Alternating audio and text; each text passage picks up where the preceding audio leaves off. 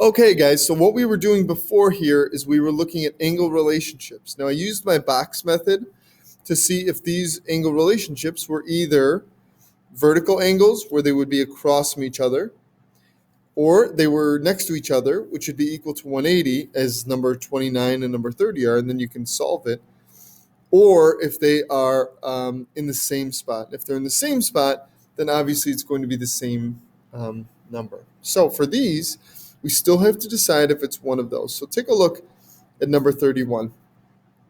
I'm going to use my Murphy box method first, okay? So I draw a box around both of the angles, both sets of angles here.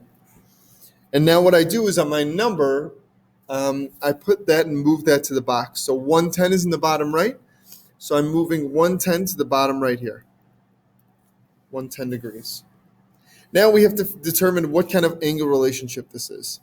Are these on the same angle? So this would be like an A and the B.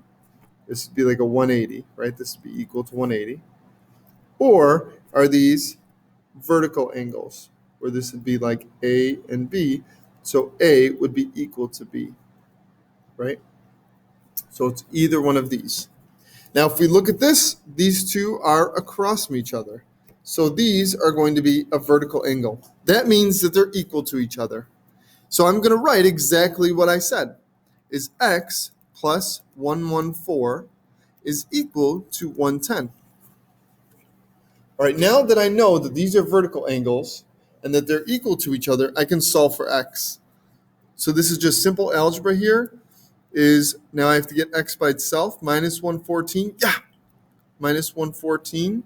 So I have 110 minus 114, and I get x equals negative 4. Now for right now, the directions tell you to solve for x, so that's all we're going to do is find x. Later on, you may have to plug that x back in to get the degree, but right now you're solving for x. Okay? All right, let's move on to the next one here, guys.